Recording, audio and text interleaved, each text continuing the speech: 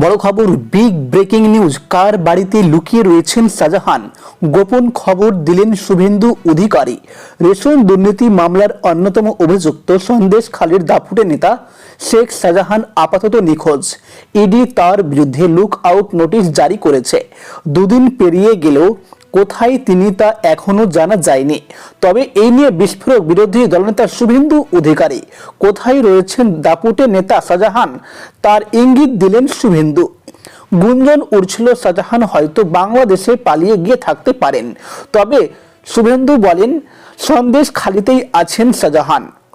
কোন এক প্রধানের বাড়িতে গা ঢাকা দিয়েছেন তিনি এও বলেছেন, বাংলাদেশে ঢোকার চেষ্টা করছিলেন, তবে লুক আউট নোটিশ জারি হওয়ায় পালাতে পারেনি শাহজাহান। শুভেন্দু বলেছেন, কেন্দ্রীয় এজেন্সি বাংলাদেশ সরকারের সতর্ক করেছে, তাই পালাতে পারেনি, তবে এখনো সন্দেশখালীতেই রয়েছেন। এলাকার প্রধান হাজী সিদ্দিক মোল্লার বাড়িতে লুকিয়ে রয়েছেন। বিরোধী দলনেতার এও দাবি, শাহজাহান কোথায় রয়েছেন সে কথা তাকে খোদ তৃণমূলেরই লোকজন জানিয়েছেন। এদিকে শাহজাহান কোথায় রয়েছেন সেই বিষয়ে TV9 বাংলায় মুখ খুলছেন তার ভাই শেখ আলমগীর।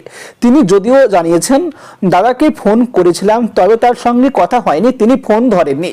কিন্তু শাহজাহান যে বাংলাদেশ পালায়নি সে কথাও উল্লেখ করেছেন তার ভাই আলমগীর।